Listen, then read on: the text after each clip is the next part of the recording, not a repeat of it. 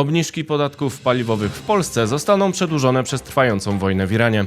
Gazprom umiera w Europie, ale radykałowie w Niemczech chcą mu rzucić koło ratunkowe.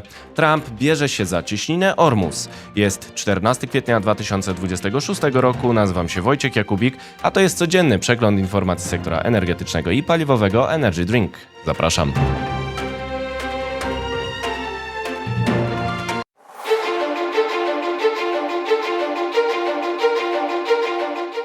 Partnerem kanału Energy Drink jest Orlen.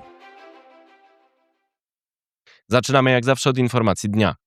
Gazprom zniknie z Europy, jeśli radykałowie nie rzucą mu koła ratunkowego z pomocą Nord Stream 2. Gazprom zniknie z Europy, jeśli siły prorosyjskie nie rzucą mu koła ratunkowego. Próbuje to robić niemiecka AfD akurat w czasie, gdy Rosjanie skarżą sankcje wobec gazociągu Nord Stream 2.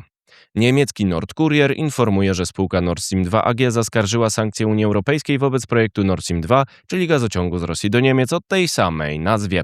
Sankcje unijne wprowadzone w odpowiedzi na inwazję Rosji na Ukrainie zakazują transakcji z udziałem Nord Stream 2 AG o przepustowości 55 miliardów metrów sześciennych rocznie, praktycznie wykluczając możliwość odbudowy gazociągu o tej samej nazwie po sabotażu z września 2022 roku. Według Nordkuriera Nord Stream 2 AG będzie obecnie szukać nowych inwestorów, korzystając ze sprzyjających warunków w postaci wojny w Iranie, zwiększających atrakcyjność dostaw gazu z Rosji wobec groźby spadku podaży, np. z Kataru. Źródło Nordkuriera związane z projektem powtarza przekazy Rosji z przeszłości. Jedna z dwóch nitek Nord Stream 2 miała nie zostać zniszczona w sabotażu, a tym szlakiem mógłby także potencjalnie docierać wodór z Rosji. Po pierwsze, sabotaż z 26 września 2022 roku nie pozwala na uruchomienie Nord Stream 2 bez odpowiednich badań potwierdzających możliwość bezpiecznego uruchomienia nietkniętej nitki. Po drugie, Nord Stream 2 nie uzyskał certyfikacji w Niemczech, a taka procedura musiałaby być poprzedzona oceną wpływu na bezpieczeństwo energetyczne. Ta ocena jest obecnie negatywna. Po trzecie, sankcje wobec Nord Stream 2 AG wykluczają możliwość współpracy z tym podmiotem należącym w 100% do rosyjskiego Gazpromu. Być może z tego powodu Rosjanie wysyłają do mediów w Niemczech sygnały o gotowości do wznowienia projektu. Mogą chcieć w ten sposób odwrócić negatywne trendy, jak przepisy Unii Europejskiej z pakietu REPowerEU o zakończeniu kontraktów na dostawy gazu z Rosji do końca 2027 roku. Postępowanie w Europejskim Trybunale Sprawiedliwości przeciwko sankcjom wobec Nord Stream 2 może potrwać kilka lat. Przedstawiciel Nord Stream 2, cytowany przez Nordkurier, mecenas Bertrand Malmendier, przyznaje, że nie ma jeszcze daty przesłuchania. Wybawieniem Nord Stream 2 mógłby być potencjalny inwestor zagraniczny. Wcześniej liczne media spekulowały na temat potencjalnego zainteresowania prywatnego kapitału amerykańskiego związanego z prezydentem USA Donaldem Trumpem. Mieszkańcy Mecklenburgii, Pomorza Przedniego, ankietowani przez Nordkurier, popierali odbudowę Nord Stream 2 w 50%, a 34% z nich było przeciwko. Gazeta wskazuje, że przedstawiciele biznesu liczą na obniżkę cen surowców w obliczu kryzysu. Niemiecka AfD jest popularna w tym landzie, ale bez możliwości przejęcia władzy w kraju ani samorządzie, przyjmuje za to coraz bardziej radykalną retorykę przemawiającą do ludności Niemiec wschodnich. Może przejąć władzę w Saksonii-Anhalcie we wrześniu. Grupa parlamentarna AfD wydała stanowisko w sprawie, cytuję, dywersyfikacji dostaw surowców, rozumianej jako powrót do importu z Rosji. Niemcy stopniowo porzuciły dostawy bezpośrednie rosyjskiej ropy i gazu po inwazji na Ukrainie. Warto przyznać, że sprowadzają LNG z Rosji przez pośredników w krajach Europy Zachodniej oraz kupują od Kazachów ropę, która fizycznie może być rosyjska. Nie mają jednak kontraktów na dostawy z firmami rosyjskimi. AfD domaga się wznowienia projektu Nord Stream 2, które oznaczałoby powrót dostaw fizycznych z Rosji gazociągiem na rynek Niemiec, a zatem prawdopodobnie także kontrakt z Gazpromem lub nowym właścicielem projektu. Będziemy dalej dywersyfikować dostawy gazu ropy naftowej w interesie Niemiec, unikając nowych zależności od importu i umożliwiając uruchomienie istniejących szlaków dostaw, takich jak gazociąg Nord Stream 2. Czytamy w stanowisku AfD. To owoc obrad partii w ramach przygotowań do wyborów samorządowych. AfD nie miało dotąd przełożenia na politykę Berlina w sprawie gazu z Rosji, ale wojna w Iranie, wzrost cen i zmęczenie konfliktami może przekonywać coraz większą grupę Niemców, że Nord Stream 2 to sposób na obniżkę rachunków. Niemcy były historycznie największym klientem na gaz z Rosji w Europie.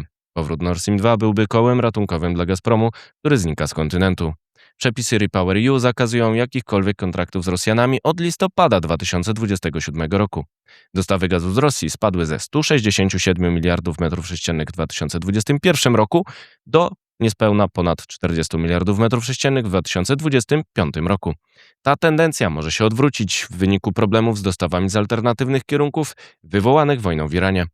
Radykałowie w Niemczech chcą wykorzystać ten trend do promocji Nord Stream 2. Na przeszkodzie stanie im prawo europejskie i sankcje za inwazję na Ukrainie. Tymczasem Gazprom zarobił w 2025 roku skromne 140 milionów dolarów tylko dzięki obniżce opodatkowania jego wydobycia. Spadek eksportu do Europy to jeden z czynników, które obniżyły wydobycie gazu z Rosji z 420 miliardów metrów sześciennych w 2024 roku do 405 miliardów rok później. Czas na pozostałe wieści, na początek z Polski. Nadpodaż mocy. Mamy 37 gigawatów mocy, a niedługo będzie ich 50-60 gigawatów. Zapotrzebowanie to 16 do 20 gigawatów. OZE muszą w takich warunkach rozwijać się w sposób zaplanowany, ostrzegał wiceprezes PSE Konrad Purchała na Kongresie Energetyki Przyszłości w Toruniu. Redundancja. Potrzebujemy jeszcze tylko 1,5 roku na umożliwienie elastycznego przekierowania dostaw gazu ze Świnoujścia do pływającego gazoportu w Zatoce Gdańskiej, mówił prezes Gaz-System Sławomir Hinz w Toruniu.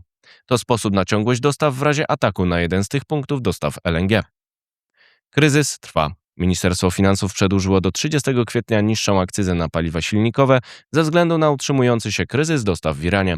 Akcyza jest obecnie najniższa możliwa w zgodzie z przepisami unijnymi. Także do końca kwietnia ma obowiązywać niższy VAT na paliwa. Problem z płynnością. Mamy 6-krotnie mniej płynny rynek niż w przeszłości, przyznał prezes Towarowej Giełdy Energii Piotr Listwoń w Toruniu. Jego zdaniem należy przywrócić obligo giełdowe i zwiększyć konkurencję w celu podniesienia przejrzystości oraz obniżenia cen gazu na rynku. Teraz wieści z Europy.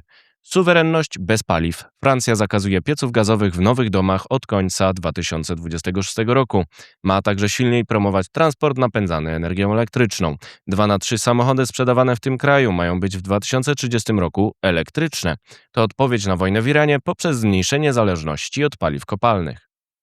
Jest wrażliwość. Sabotaż stacji elektroenergetycznej zasilającej rurociąg transalpejski, istotny m.in. dla rafinerii Orlenu w Czechach, pokazuje według rozmówców Montela wrażliwość infrastruktury krytycznej w Europie.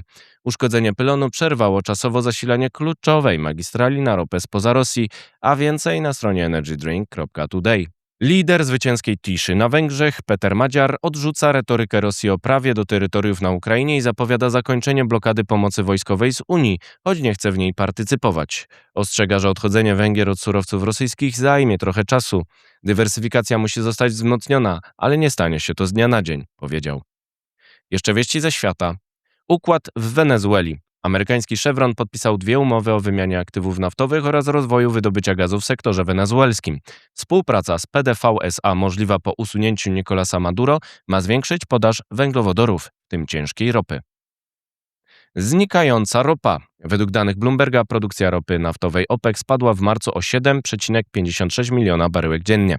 To spadek o około 25% do 22 milionów baryłek dziennie. Odbudowa wydobycia potrwa nawet w razie zakończenia wojny w Iranie. Groźba na wschodzie. Tajwan przećwiczy przełamywanie blokady morskiej na wypadek ataku Chin. To wniosek z blokady cieśniny Ormus przez Iran. Ta zbuntowana wyspa jest zależna od dostaw surowców z zewnątrz, a Pekin prowadzi coraz agresywniejsze ćwiczenia wokół niej. Nadzieja się utrzymuje. Międzynarodowa Agencja Energii jest gotowa do drugiej transzy uwolnienia rezerw paliw w odpowiedzi na trwającą wojnę w Iranie. To i rewelacje prezydenta USA o rozmowie telefonicznej o pokoju z Iranem obniżają cenę ropy poniżej $100 za baryłkę. To wszystko w materiałach przygotowanych dzisiaj, następne oczywiście już jutro, więc zapraszam Państwa serdecznie. Do zobaczenia, do usłyszenia.